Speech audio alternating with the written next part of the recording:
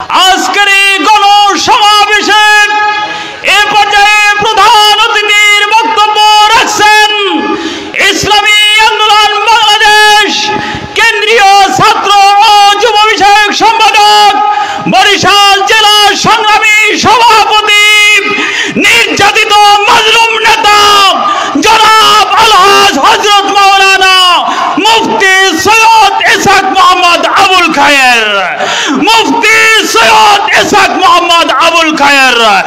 নারায়ে তাকবীর, আল্লাহু আকবার, নারায়ে তাকবীর, আল্লাহু আকবার। আজকের সমাবেশ সফল হোক, সফল হোক। সমাবেশের পক্ষ থেকে নারায়ে তাকবীর, আল্লাহু আকবার। আসসালামু আলাইকুম ওয়া রাহমাতুল্লাহ। আলহামদুলিল্লাহি আহলিহি ওয়া সালাতু লি আহলিহা। আউযু বিল্লাহি মিনাশ শাইতানির রাজীম। বিসমিল্লাহির রহমানির রহিম। যাহারাল ফাসাদু ফিল বাররি ওয়াল বাহরি বিমা কাসাবাত আইদিন নাস। সাদাকাল্লাহুল মাওলানাল আযীম। हर शिमत मचलती किरणों ने अफसून शबे गम तोड़ दिया, अब जाग उठो ऐ दीवाने, दुनिया को जगा कर दम लेंगे। সবাই বলেন ইনশাআল্লাহ। শুধু নেতা নয়, নীতির পরিবর্তন চাই, পীর সাহেব চরমনাই। সংগ্রামী জনতা, ইসলামী আন্দোলন বাংলাদেশ মেহেন্দিগঞ্জ উপজেলা কর্তৃক আয়োজিত আজকের সমাবেশের মহতারাম সভাপতি হযরত উলামায়ে কেরাম,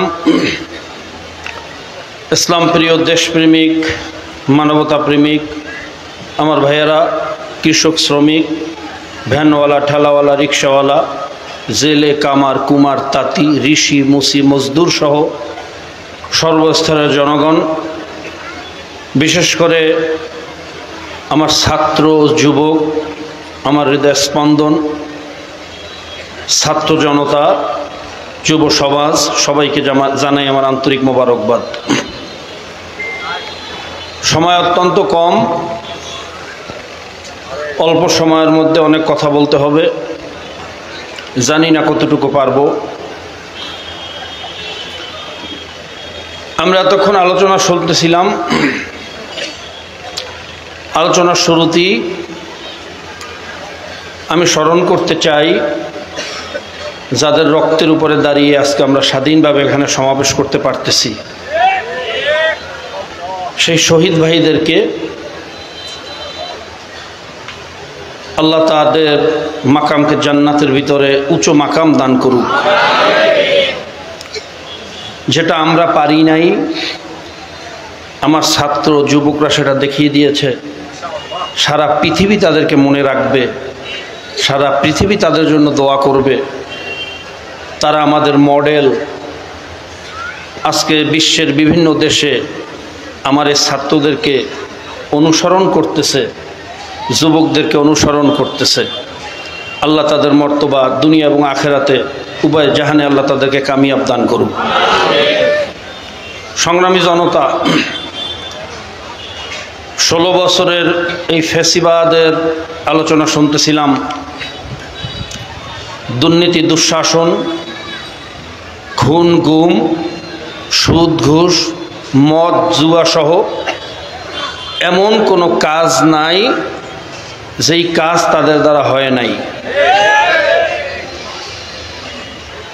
শুধু সুদ, ঘুষ আর মদ, জুয়া নয়, এমনকি ঢাকা ইউনিভার্সিটিতে কোরআন তেলাওয়াত করা অপরাধ ছিল। ইফতার মাহফিল পর্যন্ত করতে দেওয়া হয় নাই। এমনকি ফজরের নামাজ পড়তে কে কে মসজিদে যায় তাদের নাম লিস্টি করা হতো, ওরা জঙ্গিবাদ। টাকনুর উপরে কারা কাপড় পরে, শুদ্ধ করে কারা সালাম দেয়, আসসালামু আলাইকুম ওয়া রাহমাতুল্লাহ, শুদ্ধ করে কে কে সালাম দেয় তাদের নাম লিস্ট করা শুরু হয়েছিল। এমনকি বাংলাদেশে মসজিদের মধ্যে ইমাম সাহেব কোরআন এবং হাদিসের সঠিক তথ্য বক্তব্য দিতে না পারে তাদের কণ্ঠ চেপে ধরা হয়েছিল, যার ফলশ্রুতিতে এই ফ্যাসিবাদ সরকার 5 তারিখে পতন হওয়ার পরে এমন কোনো সেক্টর নাই, পাবলিক টয়লেট থেকে শুরু করে মন্ত্রণালয় পর্যন্ত, এমনকি বাইতুল মোকাররমের খতিব পর্যন্ত দায়িত্ব ছেড়ে ভাগতে বাধ্য হয়েছে।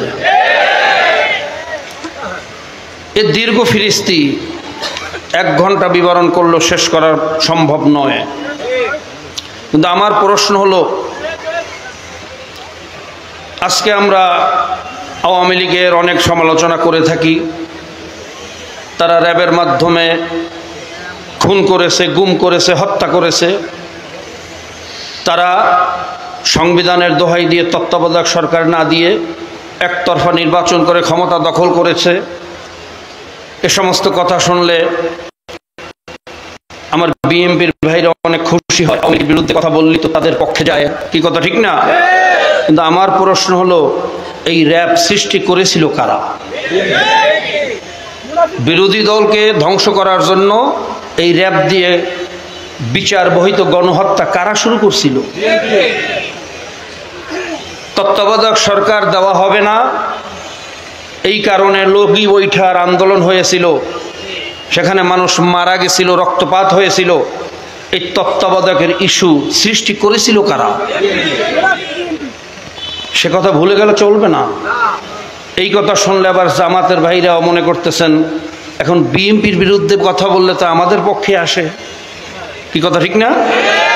আমি জিজ্ঞাসা করব, যখন তারা এই সমস্ত র্যাব কায়েম করে মানুষকে নির্যাতন করছিল, হাওয়া ভবন সৃষ্টি করেছিল, তখন তাদের সাথে ছিল কারা? তাদের সাথে কারা ছিল? কাজে আমি বলবো, ফ্যাসিবাদের বিরুদ্ধে উচ্চ গলায় কথা বলার ক্ষমতায় বাংলাদেশের কোনো দলের নাই। কথা বললে বলতে পারে একমাত্র ইসলামী আন্দোলন, কথা বললে বলতে পারে একমাত্র পীর সাহেব চরমোনাই, ইনশাআল্লাহ। সংগ্রামী ভাইয়েরা, এই আলোচনা আসলে করতে চেয়েছিলাম না, বাধ্য হয়েছি বলতে, কারণ আমার কাগজের মধ্যে লেখেছে বিগত 16 বছর আমরা এই ফ্যাসিবাদের দুঃশাসনে ছিলাম। কিন্তু আমি জিজ্ঞাসা করি, 16 বছরের আগে কি খুব আরামে ছিলাম নাকি? এই 53 বছরে যারাই এই দেশটাকে শাসন করেছে, প্রত্যেকেই দুর্নীতি দুঃশাসনের একটা রাজত্ব কায়েম করেছে। আজকে সময় এসেছে ঘুরে দাঁড়াবার। সংগ্রামী বন্ধুগণ, আজকে যারা আমরা একসাথে রাজপথে মিলেমিশে এই আওয়ামী ফ্যাসিবাদকে বিতাড়িত করেছি, আমরা সবাই 71 দেখি নাই, অনেকেই আমরা 71 দেখি নাই, কিন্তু 2024-এ দেখেছি যে মানুষ কিভাবে গুলির সামনে বুক পেতে দিতে পারে। আর মানুষ রূপী কিছু হায়না, নামধারী কিছু জানোয়ার এই ক্ষমতার জন্য দুনিয়ার লোভে মানুষের বুকে কিভাবে গুলি চালাতে পারে শুনছি, কোনোদিন দেখি নাই। এই 2024-এ দেখেছি, রাজপথে তাদের সঙ্গী হতে পেরেছি। আল্লাহর দরবারে শুকরিয়া আদায় করি, আল্লাহ সুযোগ আমাদেরকে করে দিয়েছেন। আমি চাই না আমাদের এই অর্জন সামান্য দুনিয়ার স্বার্থে, সাদাবাজির স্বার্থে, টাকা পয়সার স্বার্থে এটা ম্লান হয়ে যাক, ধ্বংস হয়ে যাক। আসুন আমরা যারা মিলেমিশে একসাথে রাজপথে এই ফ্যাসিবাদের বিরুদ্ধে দুর্বার আন্দোলন গড়ে তুলেছিলাম, আমরা একসাথে কাঁধে কাঁধ মিলিয়ে দেশটাকে আবার পুনর্নির্মাণ করে একটা সুখী, শান্তি এবং কল্যাণমুখী রাষ্ট্রে পরিণত করি। সংগ্রামী বন্ধুগণ, যেই প্রক্রিয়া শুরু হয়েছে, বিভিন্ন জোটের কথা আসতেছে, ইসলামী জোট করেন। ইসলামী জোট করলে সেকুলাররা কি বসে থাকবে? তারা জোট করবে না? সেকুলাররা রাম বাম, রাম শাম, যদু মধু বিভিন্ন ধরনের মতবাদ একসাথে নিয়ে তারাও জোট করবে, শান্তি আসবে? যখন আমাদের মধ্যে আবার বিভাজন সৃষ্টি হবে, তখন বিদেশি সেই প্রভুরা, বিদেশি সেই হায়নারা এখানে ভাগ বাটোয়ারা বা বসানোর জন্য বাম হাত ঢুকাবে, কি কথা ঠিক না? সেই সুযোগ করতে দেওয়া যাবে না। কোনো মোরল চায় না ভাই ভাইয়ের ঝগড়া মিটে যাক। ঝগড়া মিটে গেলে তার তো আর কোনো দাম থাকবে না, তাকে তো আর ডাকবে না। যতদিন ঝগড়া থাকবে ততদিন সে সালিশের নামে সেখান থেকে ফায়দা অর্জন করতে পারবে। ঠিক বিদেশি শক্তির অপেক্ষায় থাকে এই জাতি কখন বিভক্ত হবে, বিভক্ত হলেই তাদের জন্য লাভ। কাজে আমি সকলকে উদাত্ত আহ্বান জানাবো, বিভক্ত হওয়া যাবে না, আমাদেরকে একত্রিত হয়ে রাষ্ট্রকে বিনির্মাণ করতে হবে। কিন্তু কিভাবে করবেন, ফর্মুলাটা কি? আমাদের শায়খ মোর্শেদ হযরত পীর সাহেব হুজুর চরমনাই জাদাত হায়াতু ওয়া কাসুরাত খিদমাতুহু, তিনি বলেছেন এর একমাত্র পদ্ধতি হলো সংখ্যানুপাতিক হারে নির্বাচন, সংক্ষেপে বলা হয় পিআর সিস্টেম। পিআর সিস্টেমটা কি? আজকে আমরা যারা ভোট দেই, ধরেন 5 জন নির্বাচনে দাঁড়াইছে, একজনে 1 লক্ষ ভোটের মধ্যে পাইল 19,000, আরেকজনে 20,000, আরেকজন 18,000, আরেকজন এরকম 20,000, আরেকজন 21,000। 21,000 ভোট পেয়ে সে জনপ্রতিনিধি হয়েছে, কি কথা ঠিক না? বাকি 79,000 ভোট কি হইল? তার কোনো মূল্যায়ন হইল? এই রাজনীতিতে সেকেন্ড কোনো পুরস্কার নাই। তাহলে 21,000 ভোট নিয়ে 21% ভোট নিয়ে 79% লোকের বিরুদ্ধে তাকে অবস্থান গ্রহণ করতে হয়।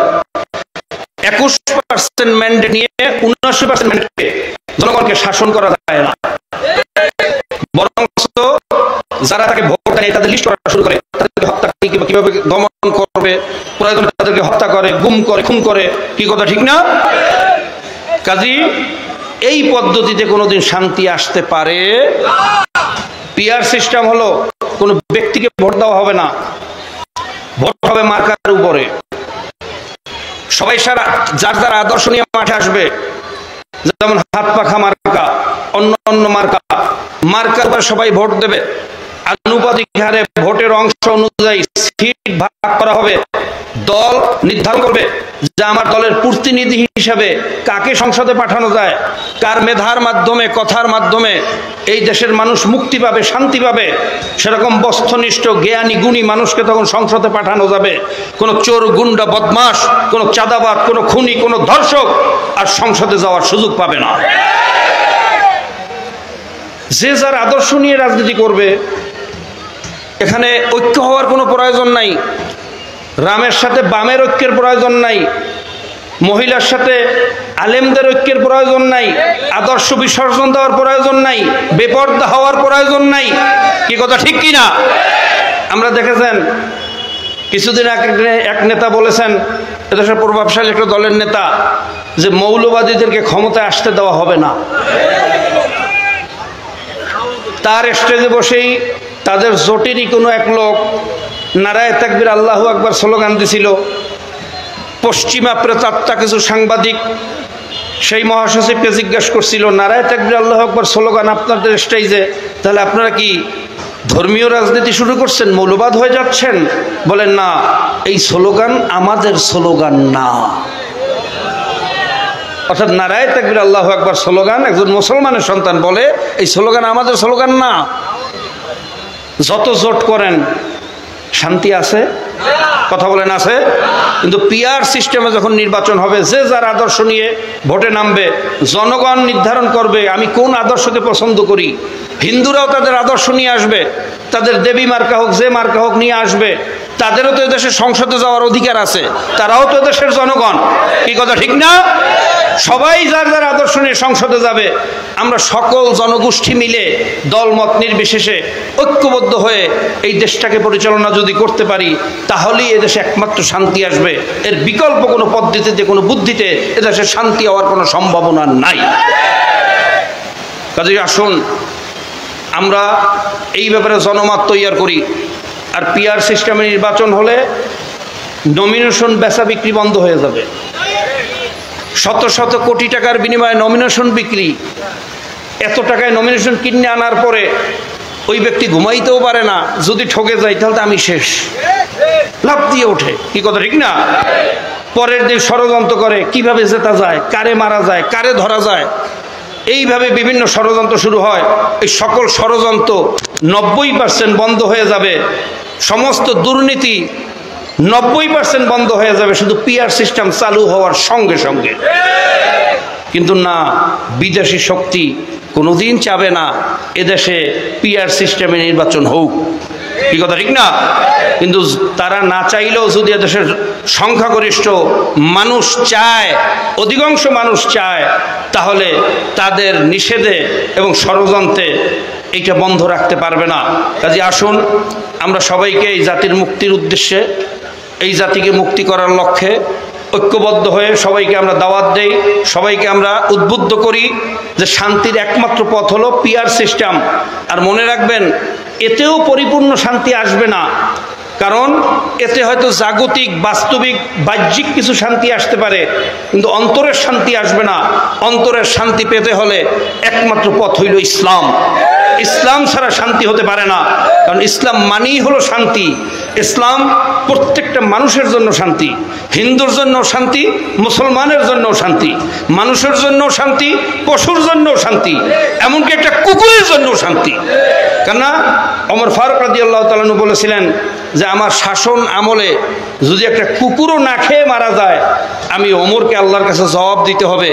কাজী ইসলাম একটা কুকুরের দিকেও খেয়াল রাখে, এর নাম হইল ইসলাম। বিনা প্রয়োজনে একটা গাছের পাতা ছিঁড়াকেও ইসলাম বৈধ মনে করে না। খাবার পরে ঝুঁটা পানিতে ফেলানো জায়েজ নাই, কারণ ওই ঝুঁটা পিপিলিকা খাবে, অন্য অন্য পোকামাকড় খাবে। এই জন্য আল্লাহ রাসূল সাল্লাল্লাহু আলাইহি ওয়াসাল্লাম বলছেন, তোমরা ঝুঁটা পানির ভিতরে ফেলাইও না, শুকনো রাখো, এরপরে পিপিলিকার খাদ্য হিসাবে সেটাকে বিনে ফেলাও। ইসলাম পিপিলিকার ব্যাপারেও খেয়াল রাখে। আর মানুষ তো আশরাফুল মখলুকাত, কি কথা ঠিক না? সৃষ্টির শ্রেষ্ঠ জীব।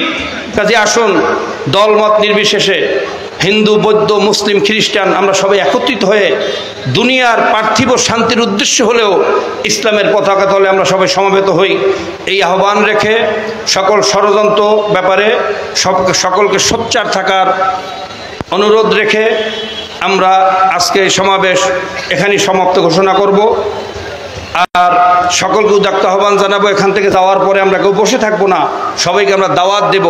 আর যেখানে বিভিন্ন ধরনের চাঁদাবাজরা বিভিন্ন জায়গা দখল করছে, তাদের বিরুদ্ধে জনপ্রতিরোধ গড়ে তুলব। কি ঠিক আছে?